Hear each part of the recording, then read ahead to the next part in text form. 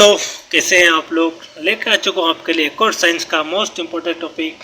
अपन की तैयारी चल रही है CUET 2026 के लिए, तो उसमें मैं आपके लेकर आ चुका हूँ साइंस के बायोलॉजी का मोस्ट इम्पोर्टेंट टॉपिक। आज अपन बात करने वाले पाचन तंत्र के बारे में। तो बिना किसी देरी के करते हैं वीडियो की शुरुआत। अगर वीडियो अच्छा लगे तो वीडियो को लाइक कीजिएगा और चैनल को सब्सक्राइब करना ना भूलिएगा। पाचन क्या है? भोजन के जटिल, बड़े और अघुलनशील अवयवों को भौतिक और रासायनिक क्रियाओं द्वारा छोटे, सरल और घुलनशील अणुओं में बदलने की प्रक्रिया को पाचन कहते हैं, ताकि शरीर की कोशिका इन्हें आसानी से अवशोषित कर सके। यह एक एपोबोलिक कैटाबोलिक अपचयी प्रक्रिया है। कौन सी? पाचन। ठीक है। परीक्षा, ज्ञान, पोषण, 5 मुख्य चरण क्या है? अंतर्ग्रहण, भोजन को मुख में लेना। उसके बाद पाचन, जटिल भोजन को सरल रूपों में टूटना। फिर भोजन का अवशोषण होता है, पचे हुए भोजन को आंत में विली द्वारा रक्त में मिलना। फिर होता है स्वांगीकरण, अवशोषित भोजन को कोशिकाओं द्वारा ऊर्जा और वृद्धि में उपयोग करना।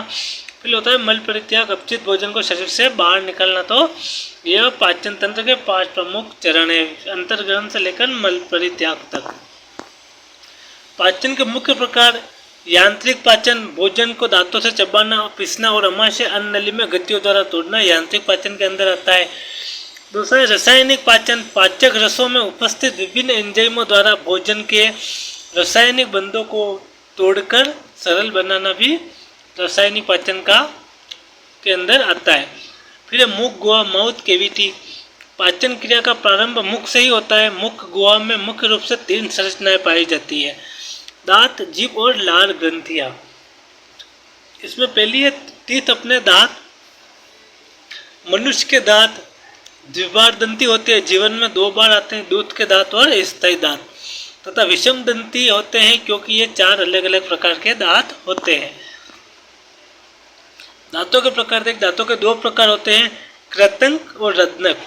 कुल संख्या होती है, वयस्क में इसकी होती है कृतंक की 8 होते हैं, ऊपर 4 नीचे 4।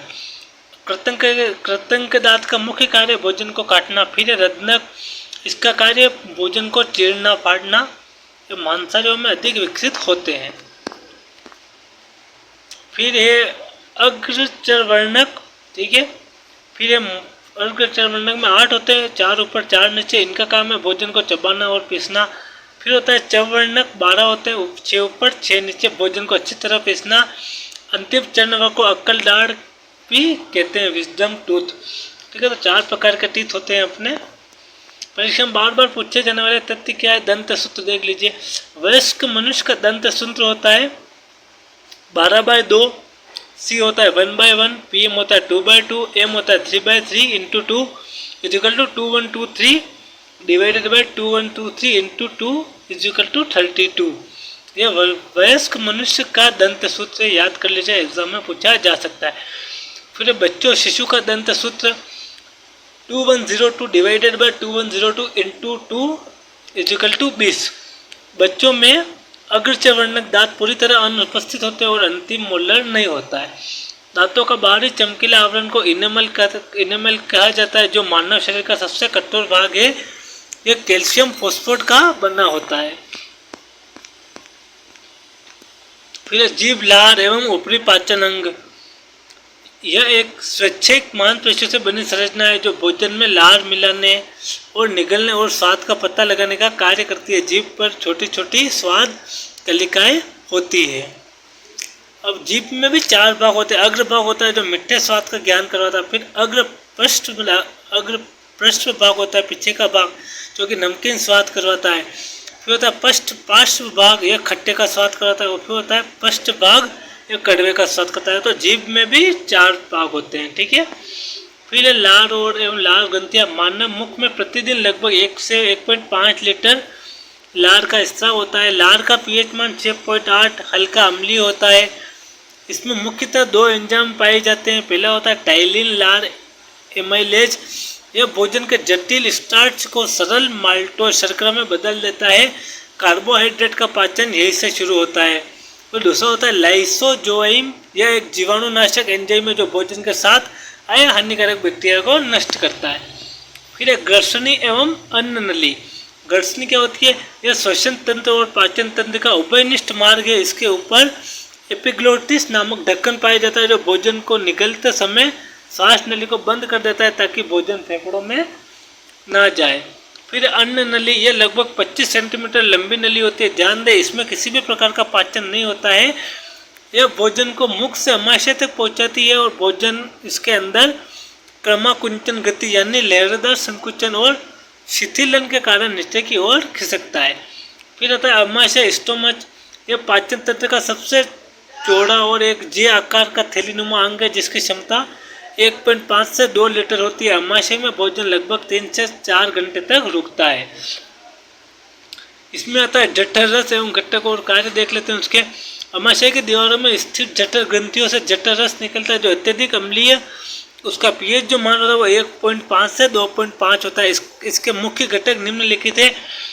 पहला है हाइड्रोक्लोरिक अम्ल HCl, जो अमाशय को ऑक्सीनेटिक पेरिटिल कोशिकाओं से निकालता है। कार्य इसका क्या है? हाइड्रोक्लोरिक अम्ल का भोजन के माध्यम को अत्यधिक अम्लीय बनाना और जीवाणुओं को नष्ट करना तथा निष्क्रिय एंजाइमों को सक्रिय करना हाइड्रोक्लोरिक अम्ल का कार्य है।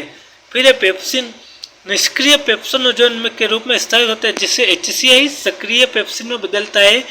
यह प्रोटीन को पेप्टोनेस और प्रोटोजोआ में तोड़ता है। ठीक है, तो अमाशय में जठर रस और जठर रस में 2 होते हैं, हाइड्रोक्लोरिक अम्ल और पेप्सिन। फिर है रेनिन। यह केवल बच्चों में सक्रिय रूप से पाया जाता है। यह दूध में पाई जाने वाली केसिन प्रोटीन को पचाकर दही में बदलता है। दूध का फटना इसी का कारण होता है। फिर है जठर लाइपेज। वसा का बहुत ही आंशिक हल्का पाचन करता है। फिर है म्यूकस। अमाशय को आंतरिक दीवार को शक्तिशाली HCl के प्रभाव से जलने से बचाता है, म्यूकस। फिर छोटी आंत पाचन का मुख्य केंद्र माना जाता है। यह आहार नाल का सबसे लंबा भाग है, लगभग 6 से 7 मीटर होता है। नाम इसका छोटी आंत होने के बावजूद यह केवल व्यास में पतली होती है, लंबाई में सबसे बड़ी होती है। भोजन का सबसे अधिक पाचन और पूर्ण अवशोषण इसी अंग में होता है। छोटी आंत के 3 भाग होते हैं। पहला होता है ग्रहणी। यह अमाशय से जुड़ा C और U आकार का प्रारंभिक भाग है। यहाँ यकृत से पीत रस और अग्नाशय से अग्नाशय रस आकर मिलते हैं। दूसरा है मध्यांतर भाग। यह मध्य का कुंडलित भाग है जो भोजन के प्रभाव को बनाए रखता है। तीसरा है शशांत। यह अंतिम और सबसे लंबा भाग है जो बड़ी आंत से जुड़ता है। इसमें भोजन का अंतिम पाचन और अवशोषण होता है। अति महत्वपूर्ण संरचना क्या है? विल्ली रसांकुर बोलते हैं उसको। छोटी आंत की आंतरिक सतह पर उंगली जैसी लाखों सूक्ष्म संरचनाएं पाई जाती है जिन्हें विल्ली या रसांकुर कहते हैं। ये पचे हुए पोषक तत्वों जैसे ग्लूकोज, एमिनो अम्ल, वसा अम्ल के अवशोषण के लिए सतही क्षेत्रफल को सैकड़ों गुना बढ़ा देती है। छोटे आंत में मिलने वाले पाचक रस कौन से होते हैं? पीत रस होता है।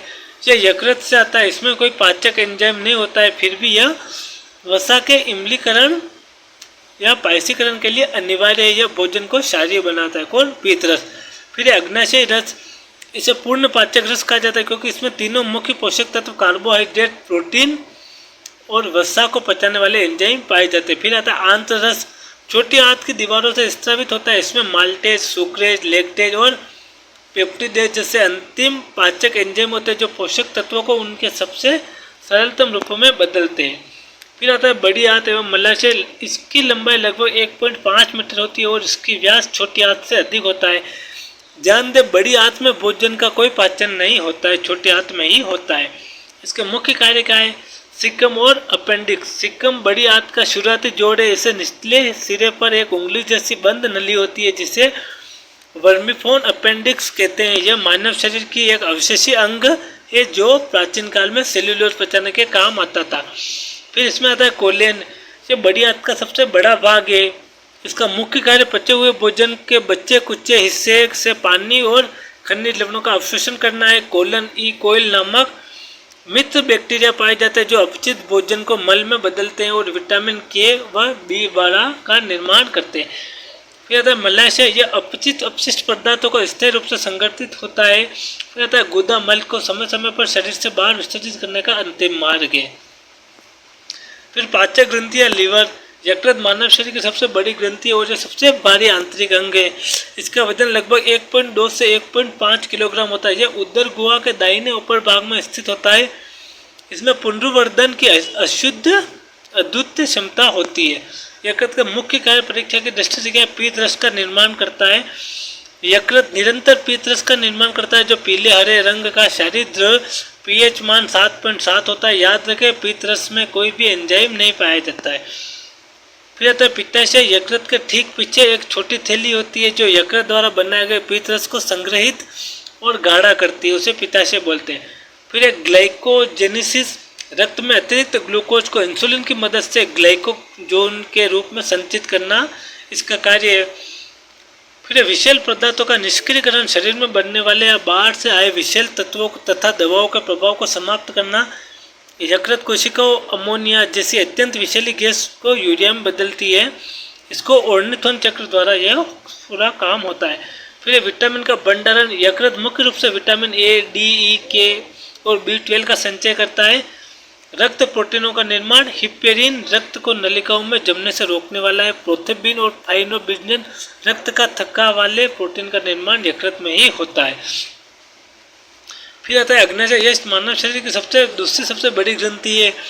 यह अमाशय के ठीक नीचे यू आकार की ग्रंथि के बीच स्थित एक पत्ती जैसी संरचना है। सबसे महत्वपूर्ण बात यह है कि यह एक मिश्रित ग्रंथि है, अर्थात अंतःस्रावी और बहिःस्रावी दोनों कार्य करती है।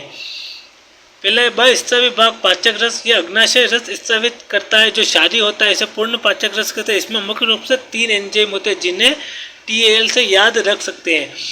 ट्रिप्सिन यह अमाशय से आए पेप्टोनेस और प्रोटीन एमिनो अम्ल को पेप्टाइड्स में बदलता है। फिर आता है एमेलाइज। यह बचे हुए जटिल स्टार्च कार्बोहाइड्रेट को सरल शर्करा में तोड़ता है।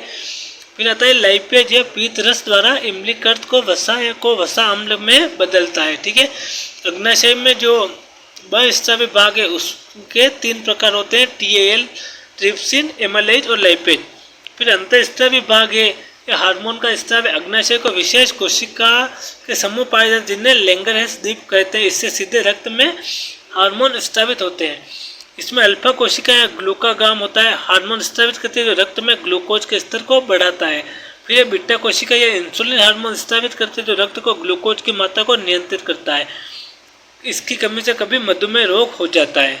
तो यह था अपना साइंस का मोस्ट इम्पोर्टेंट टॉपिक CET के लिए। आज अपन ने बात कर ली है पाचन तंत्र के बारे में। अगर वीडियो अच्छा लगा हो तो वीडियो को लाइक कीजिएगा, चैनल को सब्सक्राइब करना ना भूलिएगा और मिलते हैं अपन ऐसे ही अच्छे से टॉपिक के साथ नेक्स्ट वीडियो में। धन्यवाद।